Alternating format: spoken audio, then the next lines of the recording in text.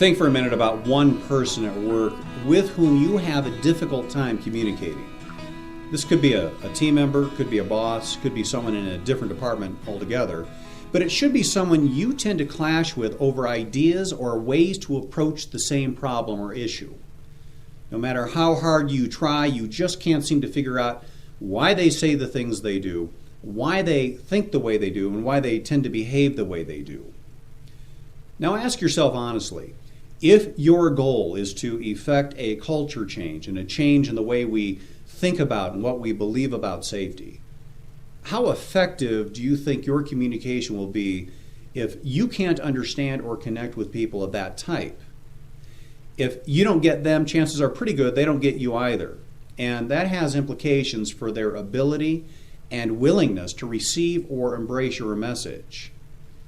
In our last video, I mentioned 5 areas that we recommend including in any safety leadership training. They are, to recap, number 1, safety as a culture and a way of life. Number 2, communicating safety as a culture.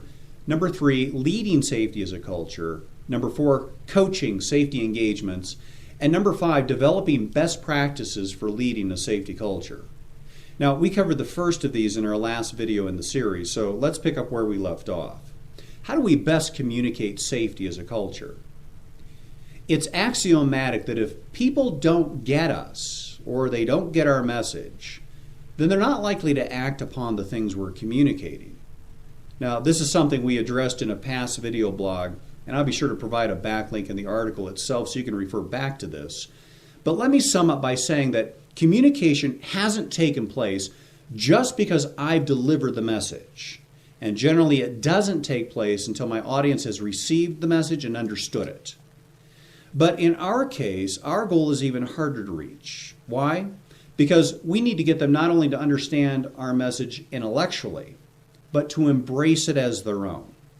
That means we need to find a way to understand how and why they tend to think and speak and respond and behave the way they do, and then adjust our communication and our style and our approach to theirs, so that we're providing them the greatest opportunity to catch what it is we're saying.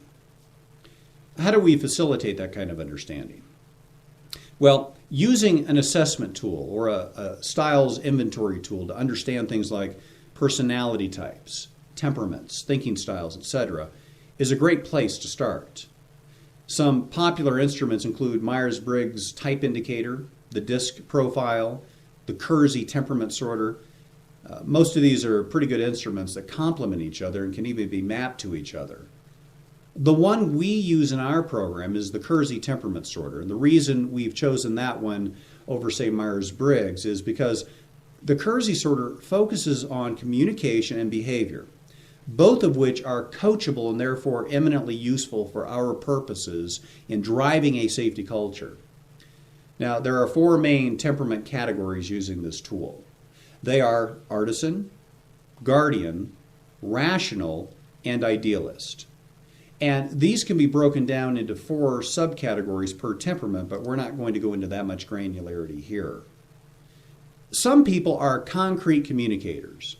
That means they like to talk about things that are external to them, things that are in front of them, things they can point to, things they can sense, things they can see, taste, touch, hear, smell, news, weather, and sports type of things.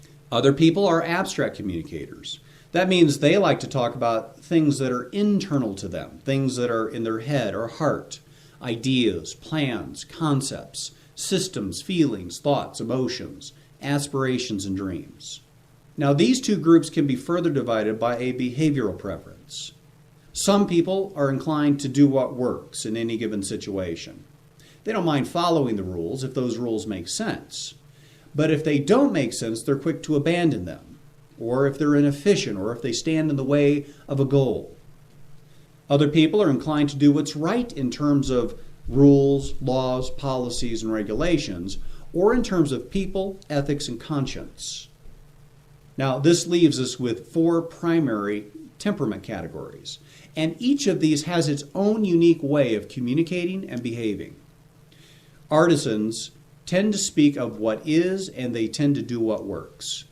That is, they speak concretely and matter-of-factly, and they generally like to take the shortest route possible to the payoff. These are free spirits who just want to do things the way they want to do them. Because of that, they don't have much use for rules, unless, of course, those rules happen to be their own. Guardians also speak of what is, but they like to do what's right. That is, they also speak concretely and matter-of-factly, but they are quick to follow, uphold, and even defend existing rules and policies. These are traditional-minded standard bearers of establishment, community, and authority. They value security, stability, organization, predictability, and they are natural overseers of people and policies. Rationals speak of what's possible, but like the artisan, they like to do what works. These are systems-oriented, scientific thinkers who like planning, strategizing, and long-term goals. They are natural critical thinkers who are always looking for ways to improve a process. They don't mind following the rules as long as those rules make sense. They value efficiency, achievement, and knowledge. Finally, idealists, like the rational, tend to speak of what's possible, but like the guardian, they tend to do what's right. These are nurturing, people-oriented individuals who speak about feelings, relationships, aspirations, and dreams, and who enjoy helping other people reach their full potential. They do what's right for people, not policy. Their sense of right conforms not to regulations, but to codes of ethics and conscience. Now, how does all of this play into better communication? Well, obviously, someone who prefers abstract communication and values people as individuals is not going to be very moved by a message that focuses on numbers and statistics. And someone who prefers to do what works is not going to be very motivated to stay safe by your appeal to policies and regulations. So your safety communication has to do one of two things. It either has to be tailor-made to each audience, which would be a monumental task, or it has to include elements that would resonate with both communication styles and both behavioral styles. Now, there are many other dimensions to this, including the differences between expressive and reserved people and between directing and informing people. But that's about as much detail as we can get into with these short video blogs. However, this should be sufficient to illustrate the need to include a piece on communication and just what that might look like.